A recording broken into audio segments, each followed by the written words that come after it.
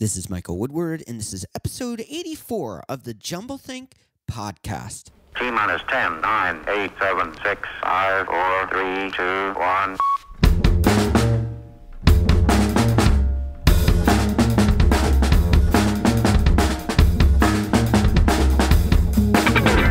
Welcome to the Jumblethink podcast, a podcast focused on telling the stories of dreamers, makers, innovators, and influencers. Along the way, we give you some tips and ideas of how you can chase your own big idea and dream and create the world you want to live in. Our guest on today's episode is Maxwell Finn. More about Maxwell in a moment. On Monday's episode, our guest is Tommy Breedlove. He is the founder of Choose Goodness. After spending 20 years serving companies as a CPA and financial consultant, he's adventured into his own world of entrepreneurship. He's also in the process of launching his new book called From Pawn to King. In the episode, we talk about when it's important to walk away for long-term success. We also talk about failure, success, and triumphs. Tommy also shares why the philosophy of it's not personal, it's business is false, and how you need to reconnect with your passion, make it personal, so that you can achieve greatness. The episode with Tommy is incredibly fun, so make sure to swing back on Monday and check out our interview with Tommy Breedlove, founder of Choose Goodness. We want you to be part of the Jumblethink community. One of the best ways you can do that is to swing over to Facebook, facebook.com/Jumblethink, and follow us there. That way you'll know every episode that's coming live and all the exciting news that we have coming up. So swing on over to facebook.com/Jumblethink, follow us there, and stay in the loop. Now let's jump into today's interview with Maxwell Finn.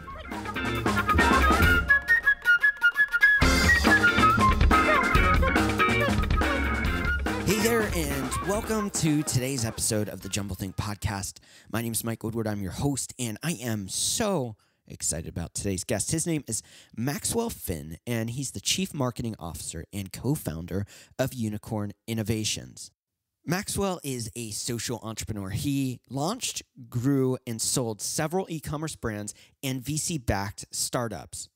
Along the way, he learned how to create highly profitable Facebook ads and email funnels. As he grew these various businesses he started, he became a sought-after expert in the space of online digital marketing. He's appeared on podcasts like Shopify Masters, ClickFunnels Radio, Making Bank with Josh Felber, and Dorm Rooms to Conference Rooms. One of the things I personally found most fascinating about Maxwell was that he's carrying on a family legacy of entrepreneurship.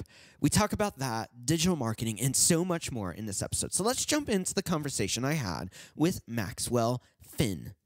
Max, thank you so much for taking time out to be on the podcast. I'm really excited to have you on. It's great to be here, Mike, especially knowing that you already talked to Eric and Jeremy earlier this week. So fun to be the third and final one to wrap the week. Yeah. We're going to dive into what you guys are creating and extend the conversation more about some of the cool stuff you got going on. But I want to dive back, way back into your past and talk a little bit about your entrepreneurial journey. You have the distinction of being really a third-generation entrepreneur. Your grandfather, your father, and now you. That's a strong legacy of entrepreneurship to be picking up. Well, it definitely doesn't set the bar real low. I mean, that's for sure, right? It set the bar real high for me from day one, but it's also something that is without a doubt a necessary precursor to being an entrepreneur when you're young. In my opinion, it's something that without that background and without being exposed to that world, it is very, very rare and hard to find people that get into the entrepreneur world and startup world in high school, in college, that don't have that, because it's not in our day to day. I mean, now it's getting a little more with shows like Silicon Valley, and it's getting more mainstream, more broadcasted. But if you just go to school and you go home and you work within your circle of friends, and that's kind of all you see through middle school, high school, college, you really don't know that there's that whole world out there where, hey, if I have an idea, I can go do something about that. I don't have to go out of college and work this 9 to 5 and do that 40, 50 hours a week for 30 years and retire. Like, that doesn't have to be my path. And I was just fortunate to be exposed to that really young. You've got really an advantage over a lot of entrepreneurs because they're trying to figure it out on their own. They're on their own journey and they don't have that legacy like you did. What are some lessons that you learned from your grandfather and father early on that have really helped you in success and even in the failures, being able to have those resources to go back to and say, hey, Dad, hey, Grandpa, this is what I'm encountering. What were some takeaways that you've had that maybe some other entrepreneurs didn't get the benefit of having that legacy? Yeah, I think it's there's so many benefits. There's also a lot of negatives that come with it. I think I'll start with just the negatives that other people don't have coming into it. So being in that world your entire life, you see the ups and the downs. So you see the home runs and you see the losses and you see the stresses. You maybe don't comprehend them as much when you're in high school and college, but you still see them. And I think that view, puts some fear into you, some reservation. Whereas I think if you're kind of coming in from the outside, especially today, and you see Silicon Valley and you see some of these shows like you see at CNBC talking about Facebook and Uber and all these big companies, you kind of have this, everything's rosy over there. Yeah. Like I'm going to go start a company and be rich. So you don't have that perception, and that's both a positive and a negative. In terms of the pros that come from that, I think the biggest is being able to speak to somebody that you already speak to on a regular basis. I mean, your dad and your grandfather, especially as a son, those are people you speak to, going through high school and college almost every day anyway. Right. Yeah.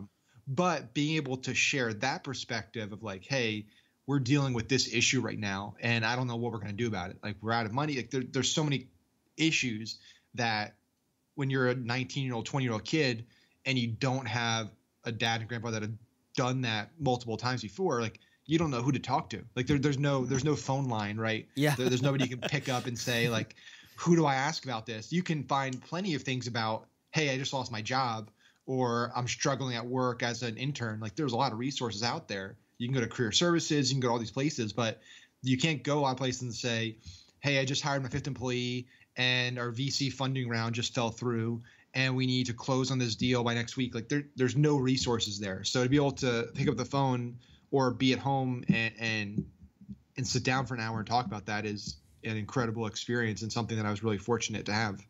Now, entrepreneurship has been built into the fabric of society and culture from early on in history. I mean, you can see it with, small businesses. And somewhere along the line, we kind of got away from that, at least in America. Why do you think, one, we kind of lost sight of that entrepreneurial spirit? And two, why do you think there's such a resurgence of entrepreneurship and people wanting that lifestyle? Yeah, it's ironic, right? That we live in a country that's built on capitalism and entrepreneurship and freedom and all these great virtues. And yet there's been this period where it seems like it hasn't been as commonplace. Right. I think and this is my opinion, right? I'm not that old. I'm only 28, so I haven't been around that long, but I'm a big reader of history, and that's like my passion when I don't work all the time. Yeah. I think it's always been there. And I think there's always been tinkerers and people who like on their weekends to do things, hobbyists, people building things and trying things.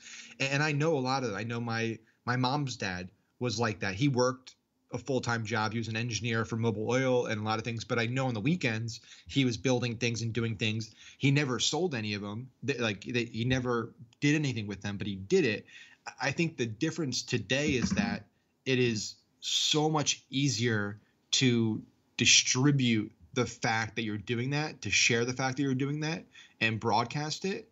And that level of transparency and ability to communicate and share ideas has led to kind of a more public perception or more public visibility on all these other people that are doing things in their free time and trying to build the next great thing, the next great piece of hardware, the next great piece of software, the next good service or whatever it is. And so I think that's a huge factor in it is the visibility that we have today. And that's impacted a lot of things, not just entrepreneurship. I think the other thing about it is, anytime throughout history you see people lose this rock that they've had. So 2005 and 2006, pretty much every American over the age of 28 or 25 that had a home and a job had this perception that this is safe. Yeah. I know that, like, maybe I don't have the huge upside. I'm not taking big risk, but I have a family, I have a home, I have obligations, and I know if I just go and do my job 9 to 5 and live my life for the next 30 years, when I retire at 70, I'll have $2 million, $3 million. Like, that's a given. Yeah. And that was the mindset for 250 million plus Americans, and that evaporated in like a 3-month window. And so I think that evaporation of a sense of security opened a lot more Americans up to the idea of, hey, well, I was only doing this thing that I hated or didn't like, wasn't passionate about, because it was somewhat safe and because I had that to bank on. But if that's gone, I'm gonna do what I love to do. Like, I might as well, right? Yeah. If both have a risk of me losing everything, I'm gonna try the thing that I love to do and maybe make that work, than try the thing I hate to do, and that might still fail in 10 years and I lose all my money anyway. And so I think that's a huge factor in it as well, is that lack of security. Do you think there's a shift in the generations too? Because, I'm in that pocket between the Gen X and Millennial. I'm, right on the cusp of both. And so for me, I kind of feel like, I see a little bit of both worlds, and I see what my parents were like. And there seems to be a real resurgence of entrepreneurship and risk-taking and adventure and living on your own terms in that millennial space, that millennial generation. Do you think that's some of that plays into it, or do you think that's because of the observations they've made on what's happening to their parents' jobs? And, what are the factors you're seeing that this new generation and the generation even after that is so willing to jump in and take the risks and be on an adventure and do crazy things? Definitely. And let me say too, so this is a awesome podcast. I love when I get the chance to talk more like broadly about entrepreneurship and our culture. Then, sometimes I get kind of pigeonholed into just talking about Facebook marketing or just things that I kind of really, really do for a day to day. But this is a lot more fun to talk about. So I appreciate this, the questioning. So I would say that it's a misunderstood generation in that there's so many, everybody that's older than us likes to say we're lazy, we're self-entitled, we expect things, we don't want to work for things, it's a lot of negatives, right? All the descriptions of our generations are very negative. And I think it's simply just that generation. And again, I'm from this generation, so me talking about another generation is probably going to sound the exact same way, but I'm not going to be negative about my parent generation. I think my parents' generation got screwed, and it's really, really shitty. And I don't know if we can curse on the podcast, but it's shitty that, my parents' generation, my parents' friends worked their ass off doing something they didn't like for somebody else for 25, 30 years, right, and were lied to, and everything they were told, everything they were supposed to trust failed. They were, we transitioned our saving system to these private 401ks and IRAs that no longer have any type of backing or support. They just evaporated because now the companies can manage it. I mean, there are so many things that changed from the early 1900s to this generation that really screwed our parents. And I think what they see is us not wanting to put in the work. Right. And that pisses people off. Like, you need to go and you need to work at this job for 20 years. Like, that's what you need to do, because that's what I did. My parents did it. The reality is, we're perceptive, and we saw our parents do that and have nothing to show for it. Right. Like, we see, like, I go, and it's still to this day, even though the last, 7 years we've had a nonstop bull market, but for most people that were retired, that doesn't really benefit them because they're not invested in the stock market anyway. I still go down to Target or Walmart or some of these stores and see an 80-year-old woman bagging groceries because I'm sure she lost her, her retirement savings. And so we see that and we're like, why would I do that? It makes no sense. There's no logical sense why I would give my loyalty to a company with the only reason I'm doing that because I'm going to have this safety blanket. But I know that safety blanket really doesn't exist. It's more of like a possibility that at the end of the rainbow, this money will be here. And I think we also know that all the taxes we're paying, Social Security, a lot of these social services that we need to pay because we need to support people that are on it right now are 95% chance not going to be there when we retire. Social Security probably won't last for another 10 years, let alone another 40 years. So I think we just understand that none of these things are going to be there for us. The times have changed. The game has changed for our generation. It kind of changed during their generation and they didn't know it. And we're the first generation to understand that it has changed and we need to play the game differently. So we need to take a lot more control over our career, our destiny. And I mean, we hop from job to job more often, but it doesn't mean we're doing it because we're lazy or because we don't have loyalty. It means that we're doing it because we're trying to find the thing we're really passionate about, the thing where we can really shine. And we're trying to find the place where we can set ourselves up to be the most successful and to take care of ourselves and to set ourselves up in a way that makes sense. And I think that's really what it comes down to. I don't think it comes down to us having any sense of self-entitlement or lack of loyalty or laziness. I think it's the exact opposite, in fact. Well, you mentioned a couple things there that are really significant. One, there seems to still be this buy-in by so many that, the pension's going to be there, the insurance is going to be there, that all of these services, and there's a reason why these services are called benefits and not rights. They're a benefit. They're an extra. And they were used originally for corporations, businesses, small businesses, whoever that were using these benefits to bring extra value to their employees so that they could get the best employees.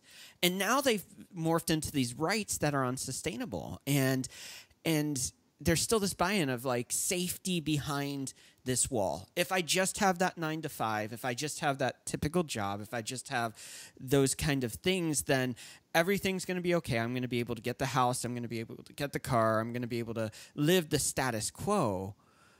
But that's the other thing I see about the millennial generation is that they're not okay with just the status quo. Not only are they not buying into the lie that these things are going to be there or that there is safety in these jobs, because we look at layoffs, we look at all these things, but I think they're also saying, maybe this isn't the lifestyle I want.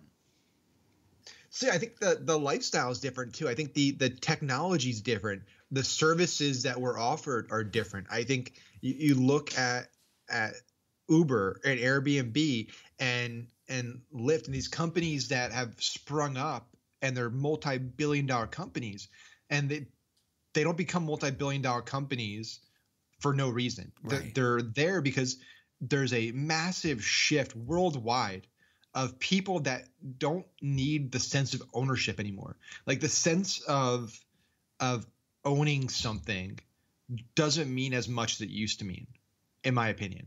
I think there were these kind of givens. You were talking about rights, and there were these rules that were written in blood. These rules that they cannot change. It's permanent ink. There's home prices are always going to go up. Your home is never going to go down in value. It's an infinitely increasing asset, and that doesn't happen anymore. Cars don't appreciate.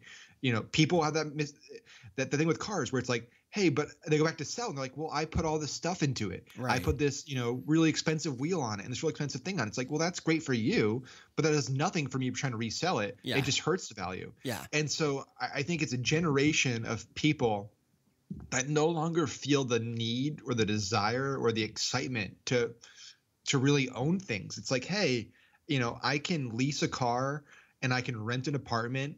And maybe I don't even lease a car. Maybe I just use Uber to get around places. And I'm fine with that. It does everything I need it to do. It's just as efficient. But I don't have this massive 30-year mortgage hanging over me. I don't have this massive debt hanging over me that I have to worry about for a quarter of my life. and that gives people a lot of freedom, knowing that they don't have that hanging over their head. And for a lot of people, that became like a death sentence for tens of millions of people in 2007, 2008. This asset that was supposed to be their nest egg and be the greatest thing of their life that they were sold was the American dream, all of a sudden became a nightmare. It's like, I am now completely upside down. I owe as much as I thought I had in equity. And now I got to try to figure out a way to get out of it. The amazing thing is that after all of that, people are still buying homes. It's pretty crazy. It's, you know, the definition of insanity is doing the same thing over again and expecting different results, right? Yeah. And it's the same things happen in the stock market. It's been a bull market since pretty much 2011, 2012, and there's been no major pullbacks, even despite all the stuff going on in the world. Despite the fact that we haven't really solved much in terms of economic issues, Fed stimulus. I mean, there's so many issues that are unsolved, and that hasn't changed. Home prices have continued to go up. People are buying houses again, just like normal. And it's interesting that for a certain part of society, it's like nothing happened. It's like we didn't come within a minute of an apocalypse. And I think a lot of people, it's like blissful ignorance, right? Yeah. It's like, I know something bad happened, but I really don't want to study it. And I don't really want to know, like, I don't know how, you know, the food is made, right? Yeah. I just want to know it's here. Yeah. And I think if people truly read like the books and the articles and the documentaries about what happened in 2007, 2008, like exactly what happened, they would be terrified. Like it is one of the scariest things in history to know how close we were to literally the world being over. I mean, like not just something bad happening, but like everything we know our way of living being totally different today than it was the day before. And people don't understand that. They don't understand the issues with our global economy. They don't understand the issues with the dollar as the reserve currency and how much debt we have. There's just all these like really important things that most people don't know anything about. And and then they complain about, you know, and I'm going on kind of a tangent here, but it's important I don't get to talk about this often enough.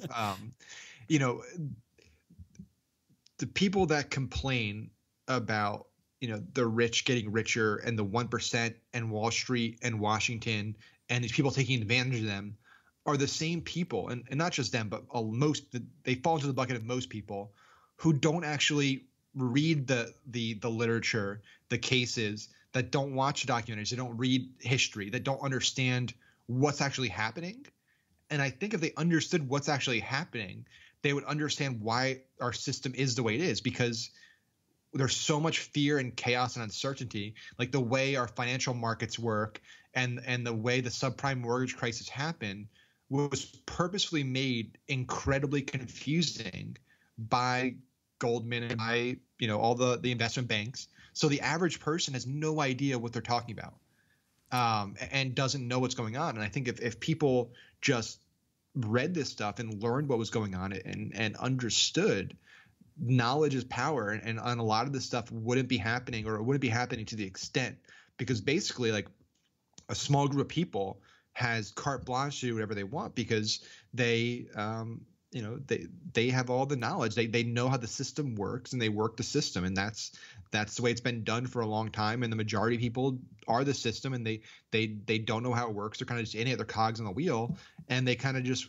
are fine being in there until there's really extreme things that happen, and then they kind of speak up. But for 90% of their life, they're fine just being in that safe bubble until the bubble kind of tears a little bit, and then it's like, oh my god, we got to do something, and then the bubble gets sealed, and then it's okay, we'll go back to doing our thing, and then the bubble gets torn a little bit, and it's like, okay, let's get scared again, let's figure it out, let's protest, let's go do this, then it gets patched, and that kind of goes on and on and on.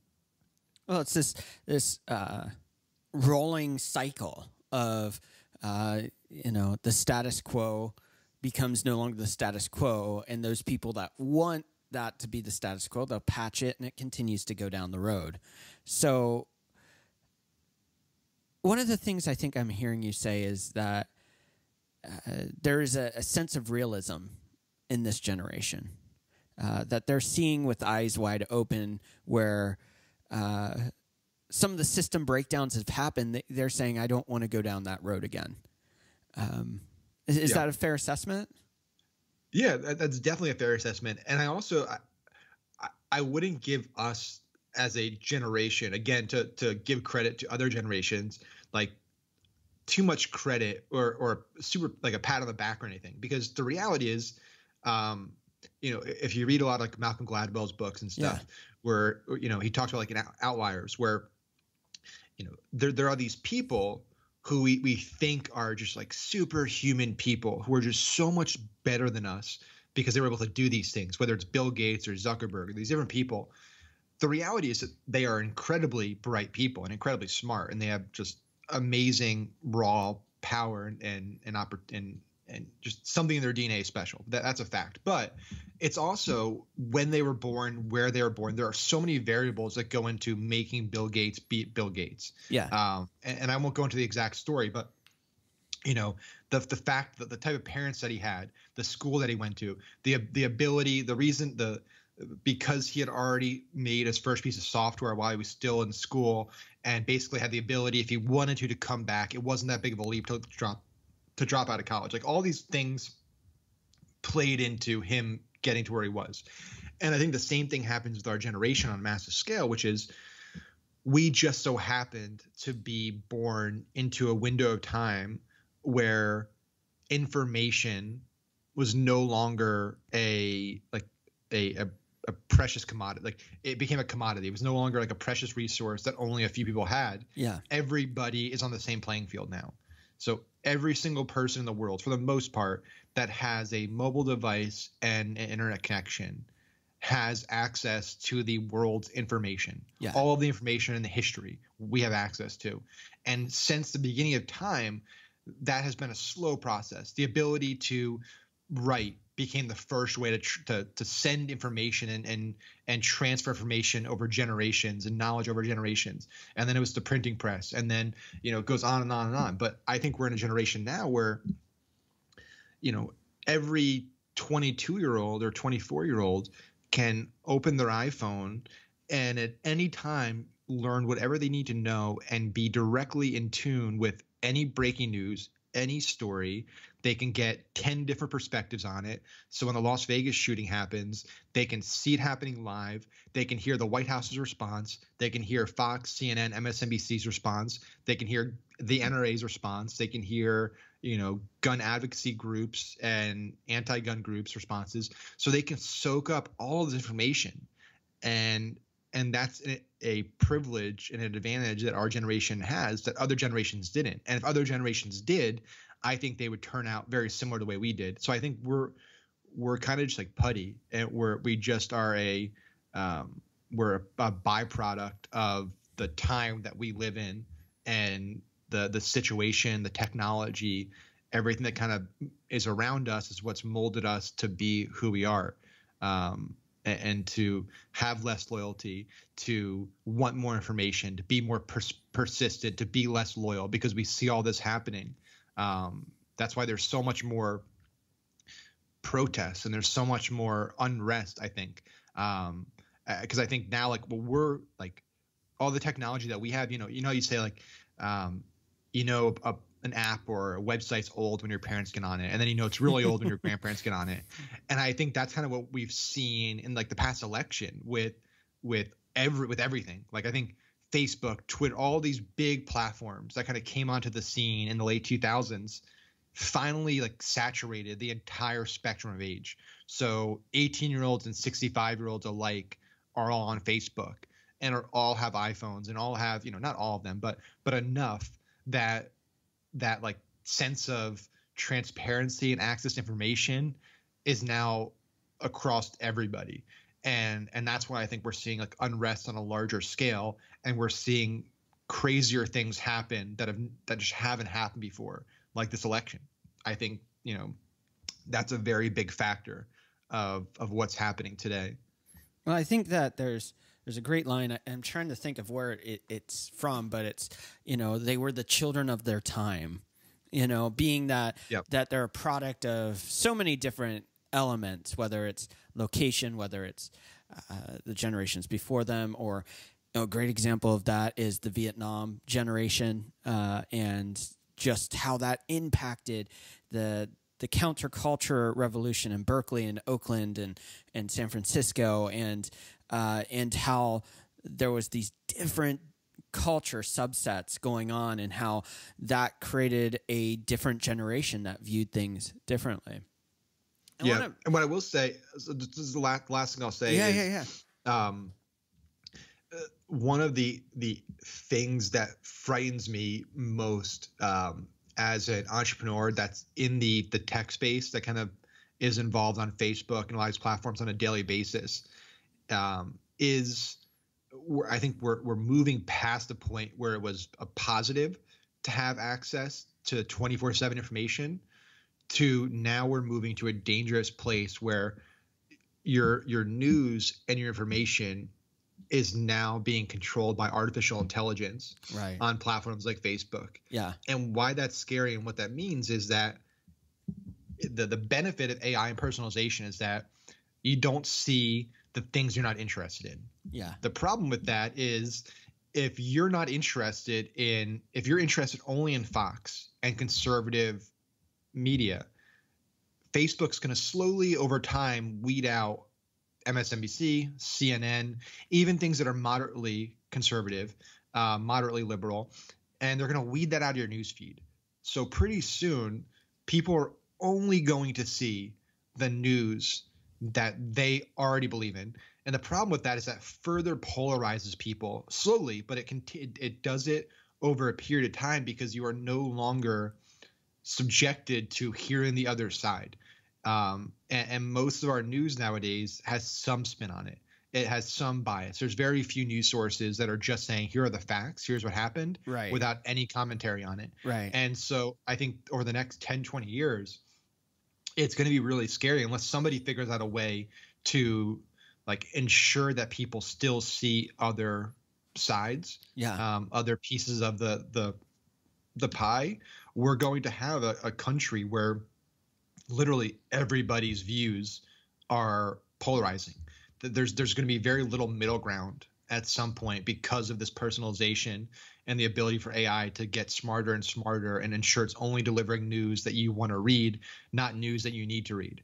And somebody needs to address that and figure that out before it's too late, because that's a really scary like macro problem that could have really big consequences. Yeah, I completely agree. And I think it goes deeper than just the news outlets, but also the singular voice of your community.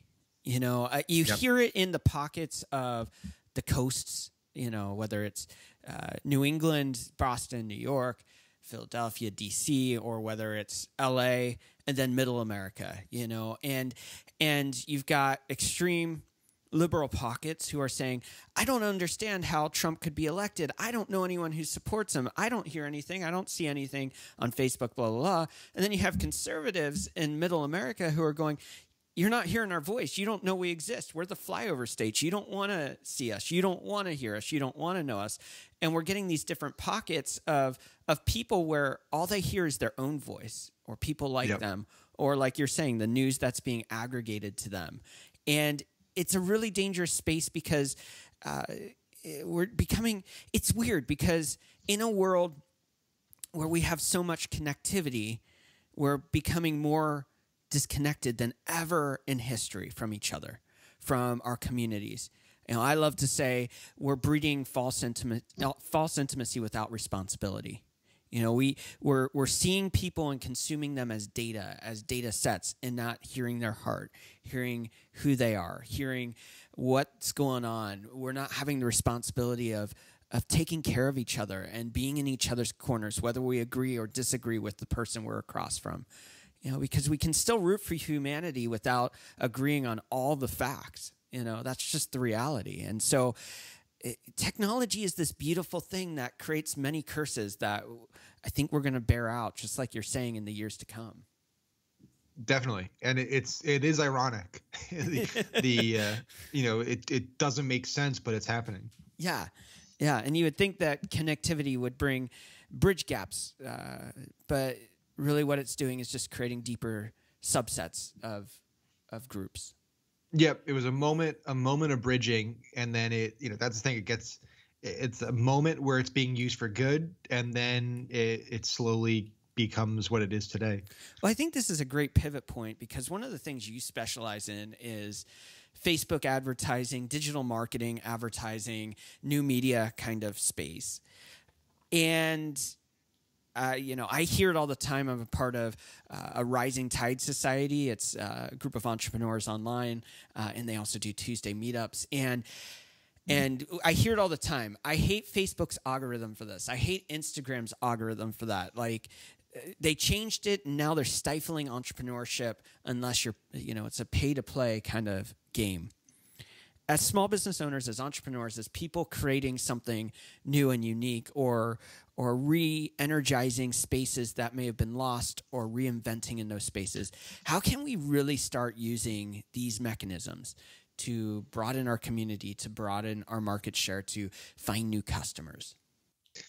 Yeah, so I think the key for any business, but specifically small business with Facebook, and we'll keep this conversation macro, in the theme that we were talking about before, is to never become dependent on any one platform. Okay, that's what terrifies me about. I meet a lot of entrepreneurs that have 7-8 figure businesses on Amazon, and that scares the shit out of me. I mean, I tell these guys all the time, like you got to start diversifying, because I mean you're building your business essentially on a company that could compete directly with you at any one time. Yeah. And they have done that, when they buy Whole Foods and buy these companies.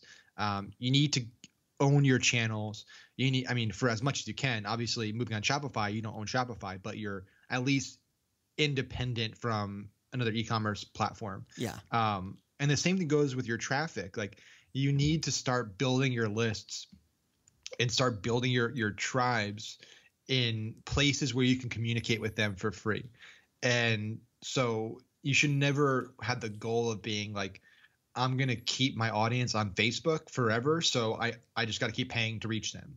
And that's why, like, a lot of what I do is moving them to places where I know I can then touch them for free in an environment that they're going to be more engaged and more receptive. I'm still going to probably retarget them and pay to reach them for certain offers, but I'm pushing people to groups. So we have a Facebook Attitude group that I push a lot of people into, because I know that Facebook is really big on groups right now. It's their last frontier that they haven't monetized. So they're really trying to give group owners all these great tools and all these great features. And when you post in groups, people actually see it. So you actually can reach your audience, unlike pages that have been totally the ability to reach anybody has been pretty much removed organically. And then building email lists, building messenger lists. That's really what a lot of our traffic strategies on the front end involve. Is, okay, let's use Facebook for warming people up. So we're going to share some really great content, really great value add videos, articles. And then from there, we're going to push these people into an email list. We're going to push them into a messenger list. We're going to move them to a group by giving them something for free, some type of lead magnet, something that is a lot of value for what we're asking them to do. We're all run contests. We're running contests all the time to build email lists and get that viral nature of a referral based contest, and that way we don't have to be dependent on any one platform. And that's really like my goal with a lot of our internal offers, our own businesses, and then any client I work with is, let's diversify. Let's ensure that you can reach these people multiple times a day through multiple channels. It's a lot more cost effective, and it also ensures that you're actually going to reach people, right? Because at the end of the day, not everybody checks Facebook multiple times a day. Not everybody opens an email. Not everybody opens a Facebook message. But if you hit them on Facebook, email, messenger, text, the chances of hitting 100% of your audience is a lot greater than any one of those independently. Well, I'm gonna fire off a couple quick rapid fire questions about this to kind of just answer some of the questions that I know people are thinking in their own heads. You mentioned Facebook groups versus Facebook pages. Would you say people in business, entrepreneurs, need to move away from Facebook pages and spend more of their time building Facebook groups?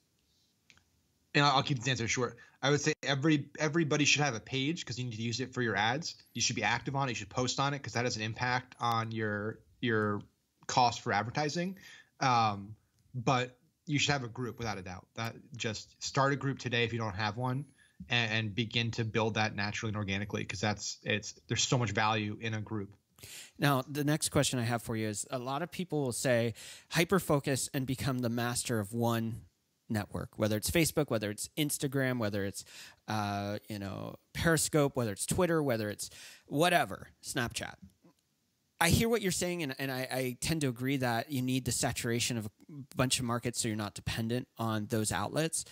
How can a small business owner who's already stretched thin or starting something and is overwhelmed to begin with, how can they maximize their exposure on multiple platforms and really grow a tribe on those spaces without, they may not know where to start. They may not know the right strategy. Sure. What are some steps they could take? Yeah, so I probably should clear that up. When I'm talking about like the multi-touch point, I'm talking about like communications, one-to-one communication channels that you own, where you've got an email, a text, messenger, those types of opt-in, those types of platforms. In regards to social media marketing, I do agree that, maybe pick 2, maybe 3 tops platforms that you want to be great at and focus on and go all in on those. For me, it's pretty much Facebook and a little bit of Instagram because they're tied together. But for most of my businesses, it's Facebook and Instagram. And that's what I focus on. That's what I do. That's where I spend my time. That's where I share my content. And I think that's a lot more effective than until you have a team. Because now I have a team that does YouTube for me, does other things for me. But until you have that, it's really impossible to fully leverage each of these platforms in their unique way. Because creating one piece of content and sharing that identical content on Twitter, Facebook, Pinterest, Snapchat, Instagram, Google Plus is not a good strategy because they all have different audiences. People use them for different reasons.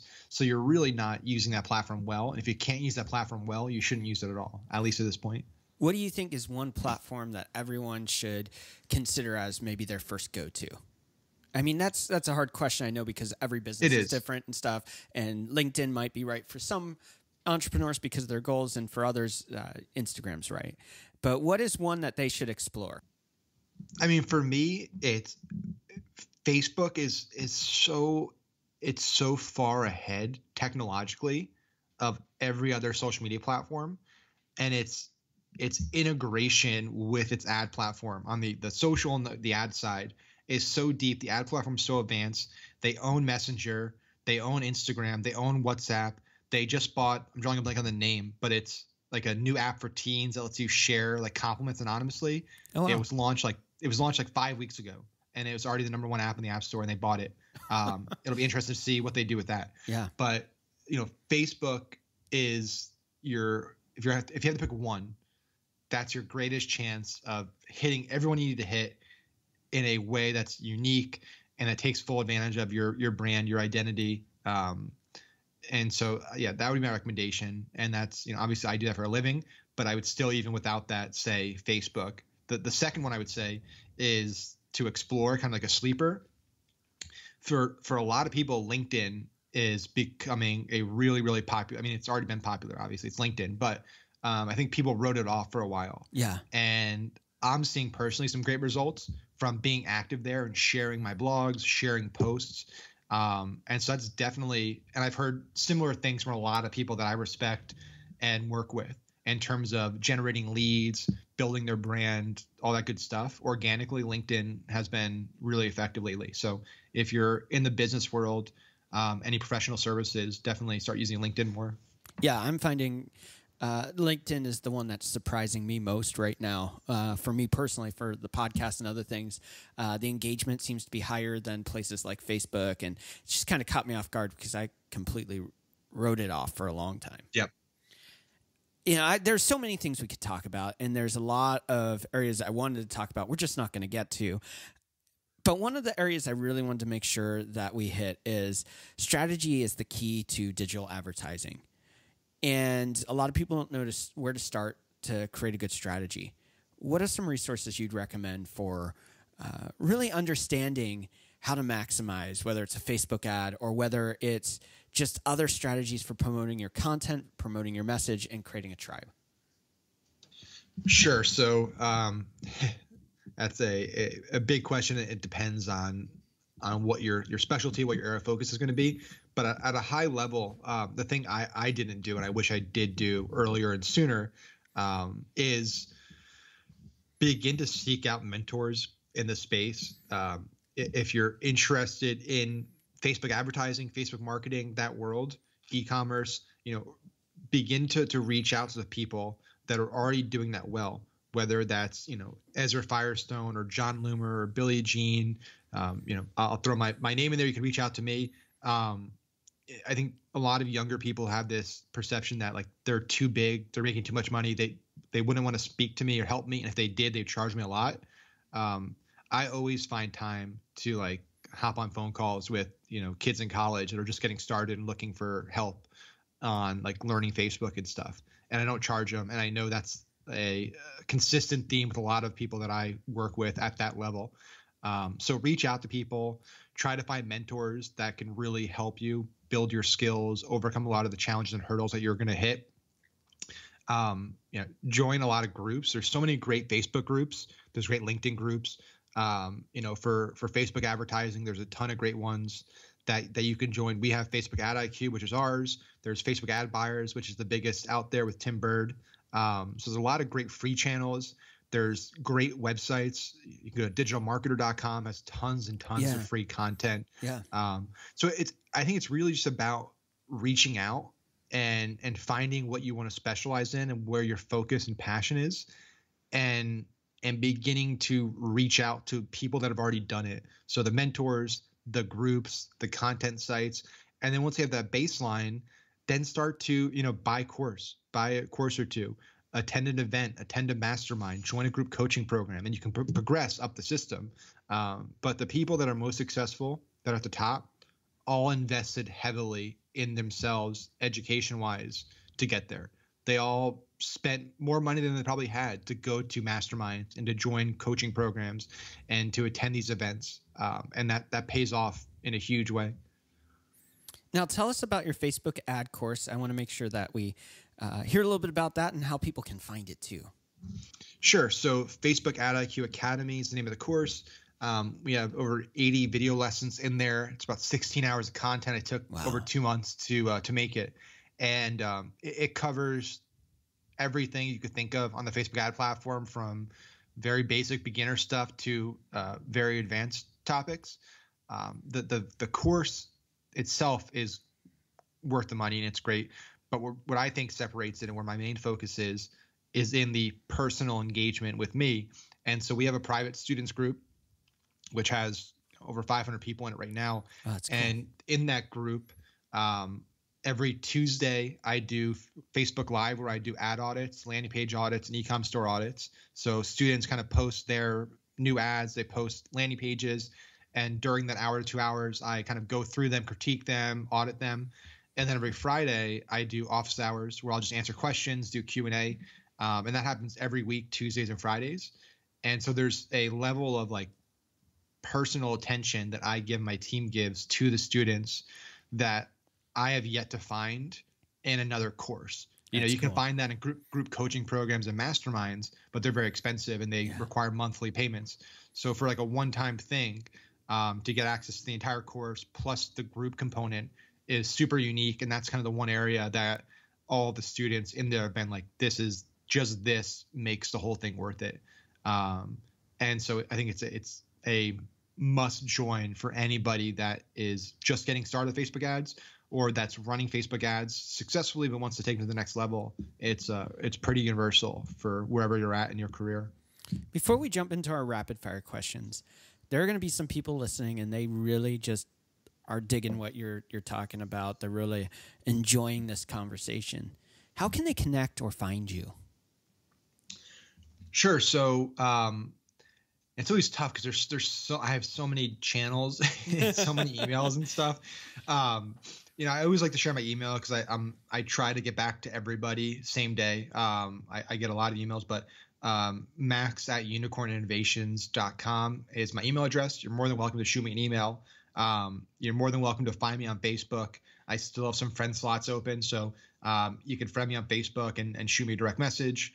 You can join Facebook Ad IQ on Facebook. You can join our group and get involved there and ask me questions there. And then you can also join the course and enroll in the course. And the easiest URL for that is facebookad.academy. So the extension is .academy. Okay. So that's pretty easy to remember. So if you're looking to join, we have multiple options. We have a light version. We have a kind of monthly version called Facebook Ad IQ Hub that starts at a much lower price. So there's a lot of options depending on where your budget's at. Well, let's make a pivot and let's dive into our rapid fire questions. These are questions we ask every guest on the podcast. Awesome. We'll see how I do. The first question is, what is one tip you would give someone with a big idea or dream and they simply don't know where to start? Unfortunately, I just hit that. I wish it was, so finding a mentor is number one. You got to do that. What is one change you'd like to see in the world? More honest discussion and openness to other sides' ideas. What do you want your legacy to be? That's a big one. I would say it's no longer anything really to do with money or financial gain. For me, I think there's a big problem with our education system, and I think there needs to be a dramatic transformation in how we teach entrepreneurship and this whole other world to kids in middle school and high school and coming up, and that's something that's really important to me. Trying to figure out a way to do that. So I would say kind of improving our education system and bringing entrepreneurial skills to younger and younger kids. Who or what inspires you?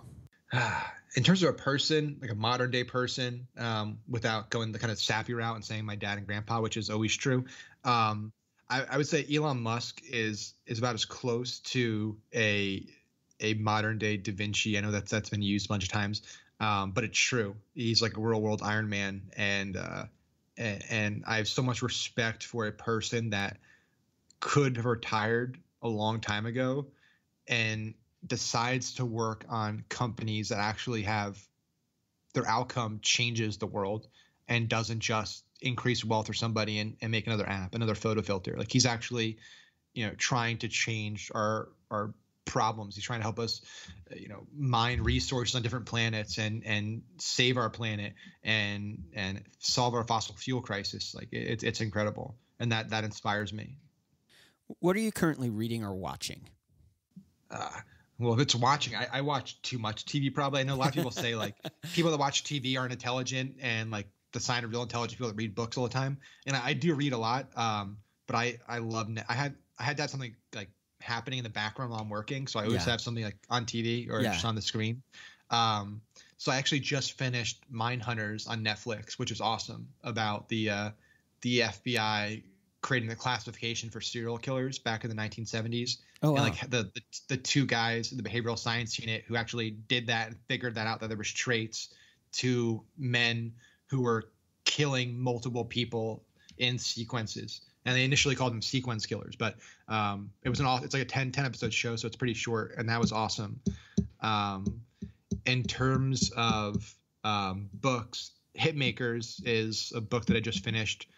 Drawing a blank on the author, he writes for The Atlantic, and it's basically about how things go viral and the fact that there's really no such thing as making something go viral, but like what throughout history do these things have in common, that whether it's like a lullaby, like the fact that there's a single lullaby that pretty much every parent sings their kids that was created hundreds of years ago in, I think, Germany or somewhere in Eastern Europe, and how that song moved across centuries and countries and oceans. Wow. Before the internet, before telephones, before everything. So that's a really good book. That's cool. What is one dream you're still wanting to fulfill in your own life? Well, about to get married, so we're still planning the wedding. Thanks. So that's a big one, and so that's almost off the list. I would say getting to the point, and this is kind of a more capitalistic and entrepreneurial goal, but it has bigger ramifications, where there's literally no like the need for any money, like the financial need, is gone forever. I think when you get rid of that, like, once you have enough money where, like, if I didn't work for the rest of my life, I would still be fine. Like, nothing bad can happen. I think getting to that point gives people so much freedom to truly do what they want to do. And for some people, it's a lot less than others. I think, like, if you gave the average person a guaranteed $5,000 or $6,000 a month, the amount of the health of themselves in terms of, like, the stress that removes and the ability to really, like, focus on what they love to do and solve bigger problems, it increases dramatically. So for me, I think getting to that point and then being able to truly, like, do everything I do on a daily basis because, like, there's an impact here, because this is, like, a big problem and I want to just solve it and do something crazy. So close to that point, but still a little ways off. So that's the goal. Very cool. Max, it's been so much fun having you on the podcast. Thanks for taking time out and giving us some insight into your world and sharing some wisdom. It was a blast, Michael. I had a lot of fun. Once again, I want to thank today's guest, Maxwell Finn, for taking time out to share his story. You can check him out at maxwellfinn.com. Our guest on Monday's episode is Tommy Breedlove. He is the founder of Choose Goodness. After spending 20 years serving companies as a CPA and financial consultant, he's ventured into a new adventure. It's going to be a fun episode where we talk about failure, success, and triumphs, and why we shouldn't believe the lie of it's not personal, it's business. We also talk about reconnecting with your passion to achieve organizational greatness. Tommy also shares about a new book he's working on called From Pawn to King. Make sure to swing back to the Jumblethink podcast on Monday to check out this amazing episode. Sometimes when you're a dreamer, you don't find a place that you fit in, that you belong. Sometimes you feel like you're crazy and that you're on your own. Well, we want to change that at Jumblethink. There are so many ways to connect up with us, but one of the ways that you can do it is swinging on over to facebook.com/Jumblethink. That's facebook.com/Jumblethink. And you can join our tribe, our community. You can follow us there, and coming up soon, we're launching our new Facebook group. So join the tribe, join the community, and find your place to belong and to start exploring those big ideas and dreams and changing the world around you. Thanks for tuning into this episode of the Jumblethink podcast. I hope you come back on Monday and check out another great episode, and that you start chasing that big idea, that you start chasing that dream, and you change the world around you. Les mères de famille, les enfants peuvent également prendre un moment revitalisant dans quelques mois, lorsque vous aurez bien saisi la technique et que vous serez maître de votre corps. Vous pourrez vous décontracter même en travaillant.